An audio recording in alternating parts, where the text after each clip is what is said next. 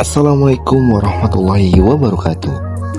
Saya Eriksi Aditya Pratama dari kelompok 5 dengan nomor BP 2519019. Jadi pada kesempatan kali ini saya akan menjelaskan materi tentang higiene dan sanitasi industri makanan dan minuman, yang dimana tugas ini ialah tugas K3, keselamatan dan kesehatan kerja.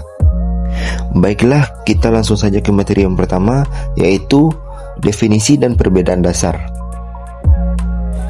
Yang pertama, higiene.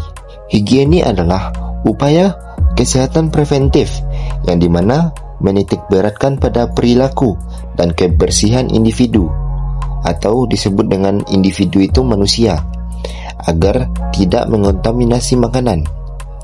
Yang kedua, sanitasi. Sanitasi adalah upaya kesehatan preventif yang dimana menitik beratkan pada kebersihan lingkungan fisik seperti fasilitas, air, peralatan, dan ruang kerja. Jadi pada higiene dan sanitasi ini mempunyai tujuan utama, yaitu mencegah penyakit akibat makanan. Selanjutnya, prinsip higiene personal atau disebut dengan pekerja. Yang pertama, pekerja harus menjaga kebersihan tangannya, seperti mencuci tangannya sebelum bekerja, setelah dari toilet, dan setelah memegang bahan mentah. Yang kedua, pekerja harus memakai atribut kerja atau disebut dengan APD, alat pelindung diri, seperti menggunakan celemek atau apron yang bersih, menggunakan penutup kepala atau hairnet untuk mencegah jatuhnya rambut, dan juga memakai masker, sarung tangan jika diperlukan. Apabila kita tidak memakai atribut kerja atau APD pada industri makanan dan minuman ini, maka akan berpotensi terkontaminasinya produk. Nah, yang dimana terkontaminasinya produk ini dapat mengancam keamanan konsumen dan juga meningkatkan risiko kecelakaan pada pekerja. Selanjutnya yang ketiga, yaitu larangan. Jadi pada bekerja itu dilarang memakai atau tidak memakai perhiasan, jam tangan, atau cat kuku saat mengolah makanan, karena itu dapat mengontaminasikan makanan tersebut atau minuman. Materi selanjutnya, sanitasi fasilitas dan peralatan. Yang pertama, konstruksi ruangan. Pada konstruksi ruangan ini, lantai dan dinding harus mudah dibersihkan, tidak menyerap air, dan tidak ada sudut mati. Yang kedua, alur produksi. Pada alur produksi ini harus searah atau linear untuk mencegah pertemuan antara bahan mentah dan produk jadi. Yang ketiga, pembersihan alat. Pada pembersihan alat ini menggunakan sistem 4 tahapan, yaitu 1. Pembersihan fisik, yang dimana membuang sisa-sisa makanan. Yang kedua, pencucian dengan deterjen. Yang ketiga, pembilasan air bersih. Yang keempat, sanitasi atau menggunakan air panas atau sanitizer kimia. Materi selanjutnya, sumber kontaminasi pangan, yang dimana sumber kontaminasi pangan ini ada 3 jenis cemaran yang harus dihindari. Yang pertama itu biologi. Biologi ini berupa bakteri, salmonella, E. coli, virus, jamur, dan parasit. Yang kedua, kimia.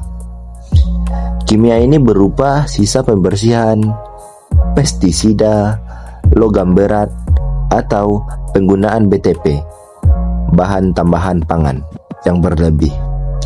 Yang ketiga, fisik. Fisik ini berupa rambut, staples, pecahan kaca, kerikil, atau potongan plastik. Materi selanjutnya, pengendalian suhu dan penyimpanan. Nah, pada pengendalian suhu dan penyimpanan ini yang pertama, danger zone atau zona bahaya. yang dimana rentang suhunya 5 derajat Celcius sampai 60 derajat Celcius. Bakteri itu berkembang biak sangat cepat pada suhu ini. Yang kedua, penyimpanan dingin. Chiller kecil dari 4 derajat Celcius atau freezer min 18 derajat Celcius. Yang ketiga, prinsip FIFO, freeze in, freeze out. Jadi pada prinsip FIFO ini, barang yang masuk pertama harus digunakan lebih dulu untuk menjaga kesegaran stok. Materi selanjutnya, sanitasi lingkungan dan limbah. Yang pertama, penyediaan air. Pada penyediaan air ini harus memenuhi standar air minum, yang dimana bebas mikrobakteri dan bahan kimia yang berbahaya. Yang kedua, manajemen limbah, yang dimana tempat sampah harus tertutup rapat dan dipisahkan mana organik dan mana juga anorganik. Dan sampah itu segera dibuang dari area produksi. Yang ketiga, pest control, yang dimana menutup akses masuk bagi tikus, lalat, dan kecoa yang merupakan faktor penyakit. Materi selanjutnya, monitoring dan dokumentasi. Yang pertama, logbook harian, yang dimana catatan pembersihan ruangan dan cek suhu chiller atau disebut dengan pendingin. Yang kedua, checklist kesehatan, yang dimana memastikan pekerja tidak sedang sakit seperti flu, batuk, dan luka terbuka. Yang ketiga, menerapkan prinsip, yang dimana if it not written down, it didn't happen, atau jika tidak dicatat, maka dianggap tidak dikerjakan. Materi selanjutnya, tindakan koreksi atau disebut dengan emergency. Yang pertama, karantina produk, yang dimana pisahkan produk jika ditemukan benda asing atau suhu yang tidak stabil. Yang kedua, evaluasi. Cari penyebab masalah seperti alat yang rusak dan kelalaian kerja agar tidak terulang lagi saat bekerja. Yang ketiga, perbaikan, yang dimana segera bersihkan ulang area jika ditemukan sanitasi yang gagal. Selanjutnya, kesimpulan. Saya dapat menyimpulkan dari penjelasan saya tadi, yaitu higiene dan sanitasi bukan sekedar aturan yang formal, melainkan budaya kerja yang harus mendarah daging, yang dimana implementasi yang disiplin tidak hanya menjamin kepatuhan terhadap regulasi seperti BPOM dan SNI, tetapi juga menjadi kunci utama dalam membangun kepercayaan konsumen. Ingatlah, pesan kuncinya, safe food start with you. Keamanan pangan yang berkualitas selalu dimulai dari kesadaran dan tindakan nyata Anda sendiri.